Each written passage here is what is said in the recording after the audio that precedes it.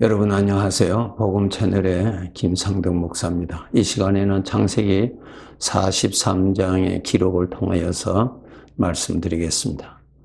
이곳을 읽으시면은 애굽의 총리가 된 요셉이 22년 만에 참 자기 보고 싶은 자기 친동생 베냐민을 드디어 만나게 됩니다. 자기 어머니가 참 이 베냐민을 낳고 라헬이죠. 이 베냐민을 낳고 죽었습니다. 그러니까 베냐민은 자기 어머니를 못 보았죠. 참 그러한 자기의 친동생 그 요셉이 얼마나 보고 싶었겠습니까? 그 성경을 읽어보면은 특별히 그 요셉이 자기 친동생 베냐민에 대한 뜨거운 사랑을 알 수가 있습니다. 창세기 43장 29절에 보시면은 요셉이 눈을 들어 자기 어머니의 아들 자기 동생 베냐민을 보고 라헬 자기 어머니죠. 요셉이 큰아들이고 그 다음 두 번째가 베냐민인데 요셉이 아우를 사랑하는 마음이 복받쳐 급히 울 곳을 찾아 안방으로 들어가서 울고 얼굴을 씻고 나와서 그 정을 억제하고 음식을 차리라 하며 그 마음을 읽을 수가 있습니다. 그리고 그 형제들과 함께 식사를 하는데 그 형들에게도 자기가 먹는 음식을 나누어 주는데 그 베냐민에게는 그 다른 형들보다 5배나 음식을 많이 주었다고 기록되어 있습니다. 그리고 그 형들을 이제 아버님이 계시는 곳으로 다시 돌아갈 때에 창세기 45장 22절에 보시면은 저들에게 옷 한 벌씩 선물로 줍니다. 그때는 옷 한 벌이 아주 귀한 것이었는가 봅니다. 그런데 자기 동생 베냐민에게는 은 300과 옷 5벌을 주었다. 참 그러한 것을 통해서 특별한 사랑을 이렇게 볼 수가 있습니다. 여러분, 하나님을 아버지라 부르는 여러분들, 나를 특별히 사랑하시는 하나님 아버지를 여러분 아셔야 됩니다. 참 하나님께서 나를 특별히 사랑하십니다.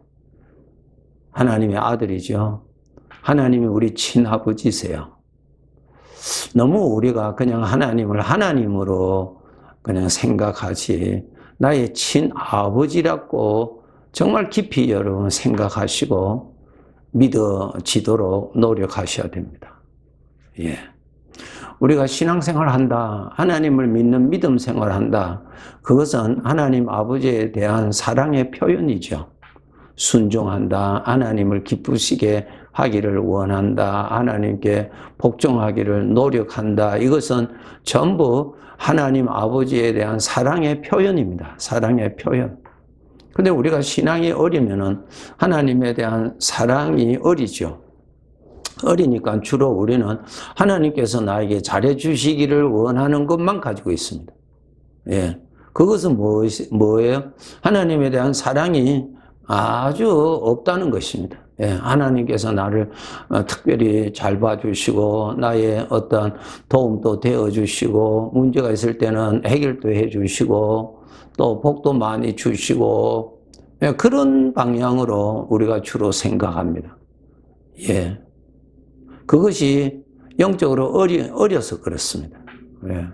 하나님에 대한 사랑, 여러분 이 사랑이라고 하는 것은 하나님에 대한 사랑이 있으면 하나님을 기쁘시게 하기를 소원하는 마음이 자원하게 일어납니다.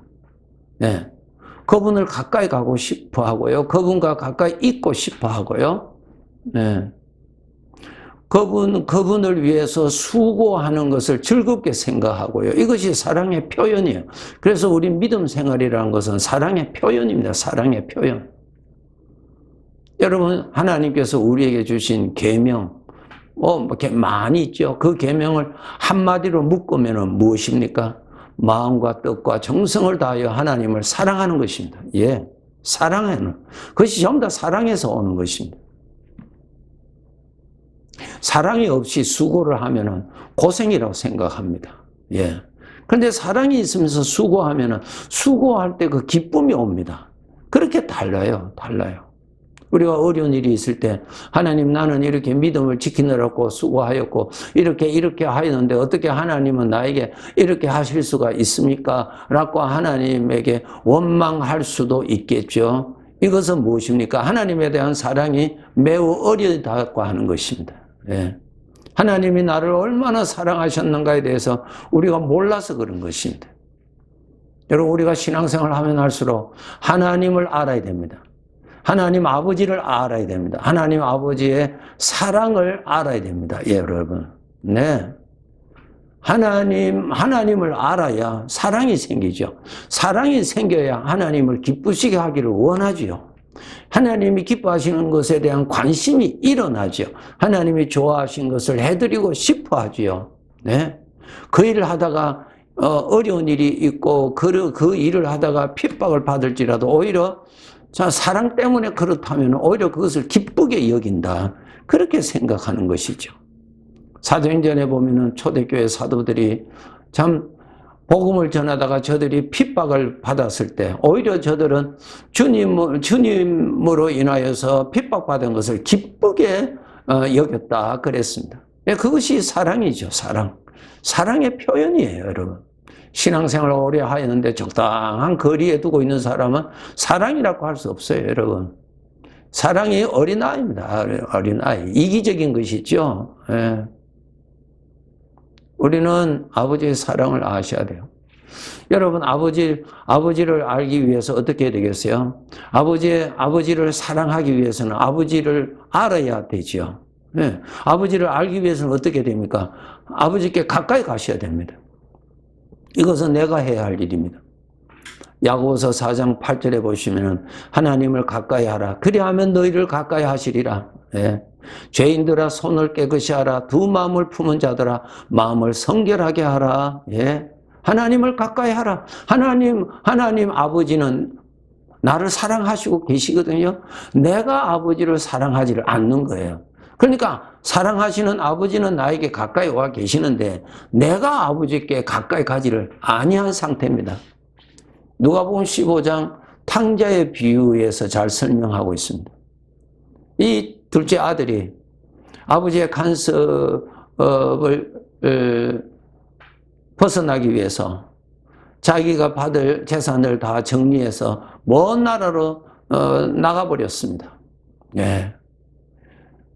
많은 세월이 지났어요. 돈은 다 탕진됐습니다. 그는 이제 먹을 것도 없게 되었습니다. 그는 할 수 없어서 그는 아버지 집으로 돌아오게 되죠. 예.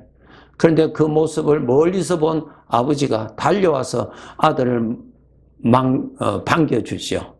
예. 잔치를 하고요. 살찐 송아지를 잡아서 아주 기뻐합니다. 그것이 뭡니까? 그 아들을 사랑하시는 아버지의 사랑을 표현하고 있습니다.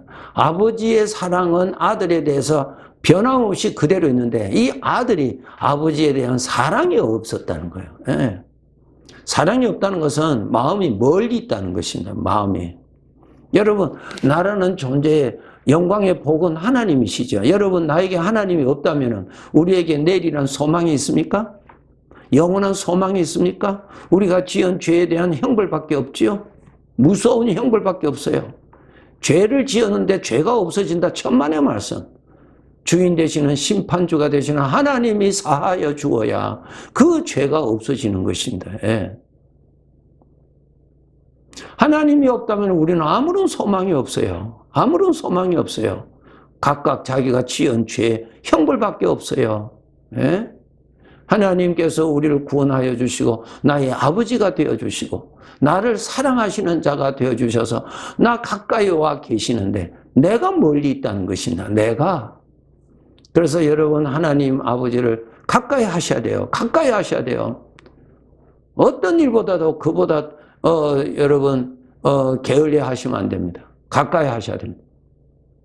하나님을 가까이 하라. 그리하면 너희를 가까이 하시리라. 얼마나 감사한 일이에요. 예. 마음을 다해서 하나님을 가까이 하라. 하나님의 말씀을 통해서 말씀하시는 하나님에게 자꾸 나오느라 기도를 통하여서 하나님의 이름을 부르면서 하나님을 생각하는 시간을 계속 가져라. 살아계시는 하나님을 만날 수 있는 성경 말씀을 통하여서 살아계신 하나님을 만나라. 그 말씀이에요. 소문을 들어 아는 것하고 내가 그분의 사랑을 받아서 그분을 사랑하는 마음으로 섬기는 것하고는 완전히 다르죠. 시편 116편 12절에 보시면 내게 주신 모든 은혜를 내가 여호와께 무엇으로 보답할까? 네. 신앙생활은 복받기 위해서 신앙생활을 하는 거 아닙니다. 네. 하나님의 사랑을 받았기 때문에 하나님의 사랑을 받기 때문에 영원한 하나님의 복을 받는 자가 되었기 때문에 우리가 하나님을 사랑하는 것입니다. 내가 먼저 사랑하는 것 아니에요. 아버지가 먼저 사랑하시는 것입니다. 아버지가 먼저 사랑하셨습니다. 나를 사랑하시는 아버지는 변함이 없는데 내가 하나님하고 멀리 있다는 것입니다. 내가 하나님께 가까이 가지를 않는다는 것입니다. 여러분, 하나님의 사랑은 오셨는데 네. 주님은 이 땅 위에 죄인을 구원하려 오셨는데 그 예수님을 영접하는 자는 없더라. 그 예수님에게 가까이 오는 자가 없더라. 그 말씀과 같은 말씀이죠. 이제 우리는 구원받았습니다. 하나님을 아버지라 부르는 자가 되었어요. 그런 관계가 되었지만은 마음이 멀리 있는 아들이 있고 마음이 가까이 있는 아들이 있어요. 네. 멀리 있는 아들은 하나님에 대한 사랑의 능력이 나타나지를 않습니다. 예. 하나님을 가까이 하셔야, 하나님을 알아야, 하나님의 사랑을 받아야 하나님에 대한 사랑이 내 안에서 솟아나는 것입니다. 그 사랑이 하나님을 섬기게 만들어주고 그 사랑이 하나님께 헌신하게 만들어주고 그 사랑이 하나님을 위해서 수고하게 만들어줍니다. 그건 아주 즐거운 일이죠. 고린도후서 11장에 보면은 사도 바울이 참 복음을 전하면서 많은 어려움을 그냥 너무나 많은 고통을 당했어요.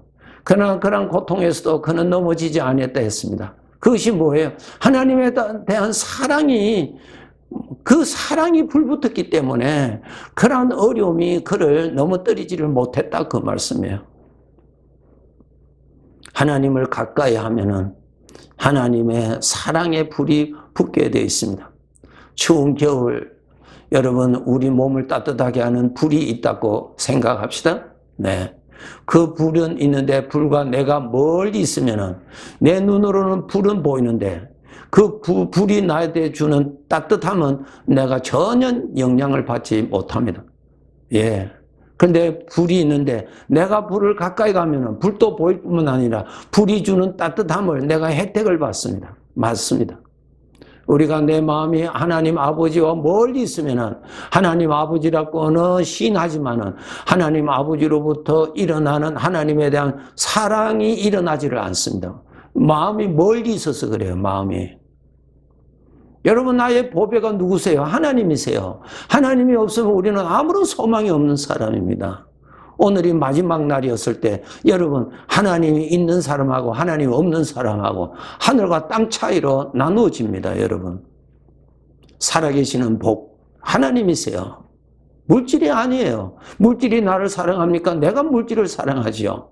명예가 나를 사랑합니까? 내가 명예를 사랑하는 거죠. 그것이 나를 영원히 사랑합니까? 아니에요. 안개와 같이 사라지는 것입니다. 무수한 상처를 두고 말입니다. 나를 사랑하시는 살아계시는 복, 나를 사랑하시는 복이 있는데 그분이 살아계신 하나님이세요. 하나님을 가까이 하세요. 그래야 행복하십니다. 하나님을 가까이 해야 사랑이 생깁니다, 여러분. 그 사랑의 힘으로 하나님을 섬기는 것입니다. 그 자기 사랑의 표현이에요. 표현이에요. 꼭 하나님 가까이 하시도록 노력하세요. 네. 우리가 각각 이 세상의 삶을 마치고 하나님을 얼마나 사랑했느냐에 대한 심판이 있습니다. 예. 하나님의 사랑의 표현이에요. 하나님의 사랑의 표현. 성경 말씀에 내가 재산을 팔아서 가난한 자에 다 준다 할지라도, 몸을 살아서 뭘 한다 할지라도 사랑이 없으면 아무것도 아니라 그랬잖아요. 하나님은 우리에게 물질을 받으세요. 무엇을 받으세요? 세상의 것이 다 하나님의 것인데 사랑을 받잖아요. 사랑하는 마음을 받는다고요. 사랑하는 마음. 하나님을 가까이해서 하나님을 사랑하는 마음이 불일 듯이 일어나도록 항상 하나님을 가까이해서 하나님을 사랑하는 그 기운으로 이 세상을 살아야 합니다. 그렇게 산 자에게 천국 가서 더 큰 영광을 받게 될 것입니다. 명심하시고 하나님을 이전보다 더 가까이 가시도록 매일 노력하시기를 바랍니다. 네, 감사합니다.